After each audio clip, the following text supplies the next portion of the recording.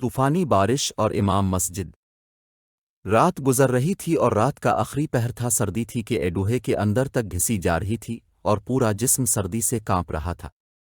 بارش بھی بہت تیز تھی، جیسے آج اگلی پچھلی ساری کسر نکال کر رہے گی۔ میں اپنی کار میں شہر سے کسی کام سے واپس ارے تھا اور کار کا ہیٹر آن ہونے کے باوجود میں سردی سے کانپ رہا تھا۔ میرے دل میں اب ایک ہی خواہش تھی کہ بس جلد از جلد اپنے گھر پہنچ کر بستر میں گھس جاؤں۔ مجھے اس وقت رضائی ہی سب سے بڑی نعمت لگ رہی تھی۔ سڑکیں بالکل سنسان تھیں اور کہ کوئی جانور تک نظر نہیں رہا تھا۔ لوگ اس سرد موسم اور بارش میں اپنے گرم بستروں میں گھسے ہوئے تھے۔ جیسے ہی میں نے کار گلی میں موڑی تو مجھے کار کی روشنی میں بھیگتی بارش میں ایک آدمی نظر آیا۔ اس نے بارش سے بچنے کے لیے سر پر پلاسٹک کے تھیلا اوڑا ہوا تھا اور وہ گلی میں کھڑے پانی سے بچتا بچاتا یہ ستا چل رہا تھا اور سخت سردی سے کانپ رہا تھا۔ مجھے بہت حیرانی ہوئی کہ اس موسم میں بھی کوئی شخص اس وقت باہر نکل سکتا ہے۔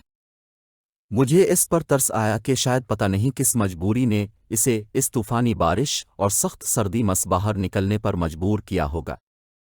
میں نے گاڑی اس کے قریب جا کر روک دی اور شیشہ نیچے کر کے اس آدمی سے پوچھا، بھائی صاحب اپنے کہاں جانا ہے؟ آئیے میں آپ کو چھوڑ دیتا ہوں۔ تو اس آدمی نے میری طرف دیکھ کر کہا، نہیں شکریہ بھائی، بس میں یہاں قریب ہی جا رہے ہوں، اس لیے پیدل ہی چلا جاؤں گا، اتنی دور نہیں ہے۔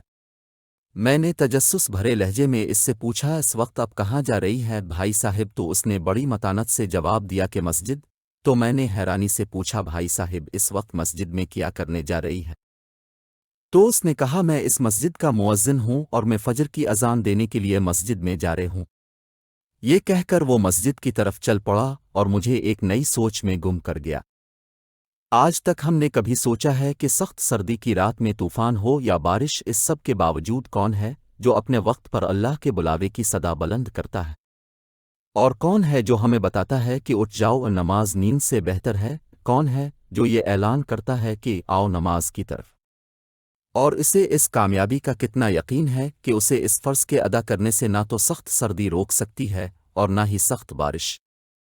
جب سب لوگ اپنے گرم بستروں میں سوئے ہوتے ہیں، وہ اپنے فرض کو ادا کرنے کے لیے اٹھ جاتا ہے۔ تب مجھے علم ایوا کہ بے شک ایسے ہی لوگ ہیں جن کی وجہ سے اللہ ہم سب پر مہربان ہے، اور انہی لوگوں کی برکت سے دنیا کا نظام چل رہے ہے۔ میرا دل چاہ رہا تھا کہ نیچے اتر کر اسے سلام کروں، لیکن تب تک وہ جا چکا تھا۔ بس تھوڑی دیر بعد جیسے ہی فضا اللہ اکبر کی صدا سے گونجی تو میں بھی مسجد میں چلا گیا، لیکن آج مجھے سردی میں مسجد کی طرف جانا گرم بستر اور نیند سے بھی اچھا لگ رہا تھا۔ اللہ پاک ہم سب کو 5 وقت با جماعت نماز پڑھنے کی ہمت، طاقت اور استطاعت عطا فرمائے، آمین۔